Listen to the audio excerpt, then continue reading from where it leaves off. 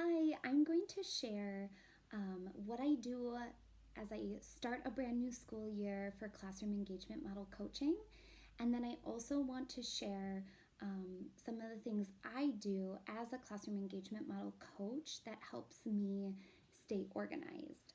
So, first, at the very beginning of the year, I reach out to my coachee and I set up an initial meeting.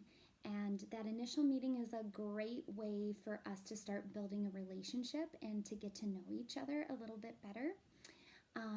It's a time in which I can answer their questions that they have about coaching, and I also share information about what coaching will look like what do you actually talk about during a coaching meeting. So I address those things during that meeting.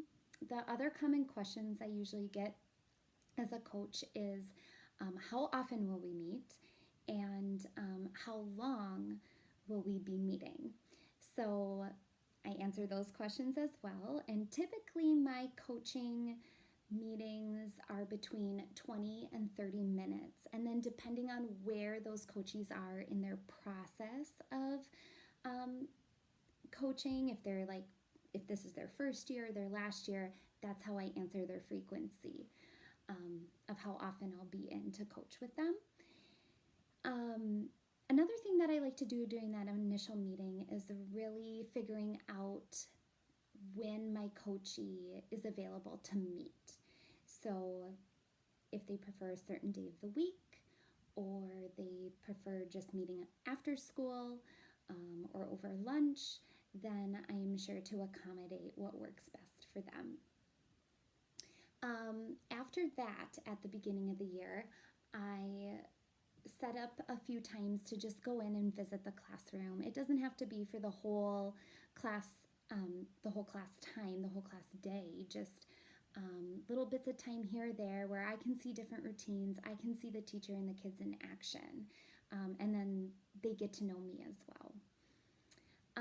And then after that, we would do the first CEM checklist in the fall, and that's a great way to get baseline data, and that's the data that's going to drive your action planning and your observations and your reflective conversation. So you're going to get in that cycle for the majority of the year.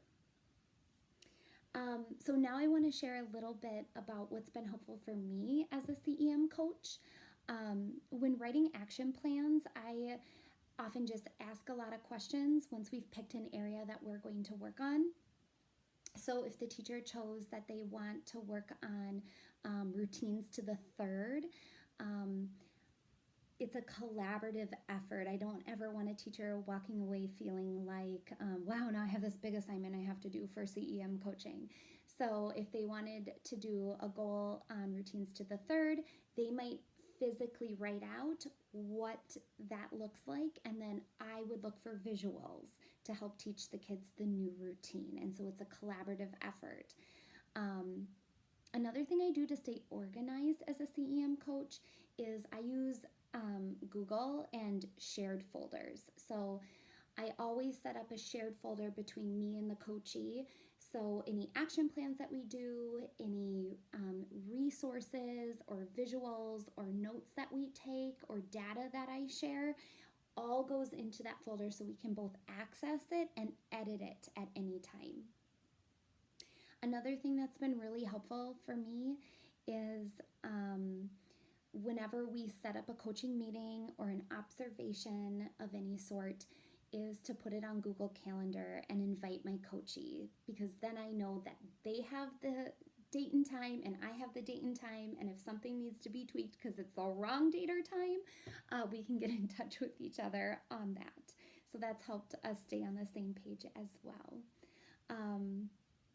So those are just a few things that I wanted to share with you as you are starting your journey or considering your journey with Classroom Engagement Model and what coaching looks like. Coaching has really helped our program focus in on our areas of strength and help us strengthen those other areas that we needed to. So just remember to celebrate and have fun and what you're doing is just absolutely amazing for children.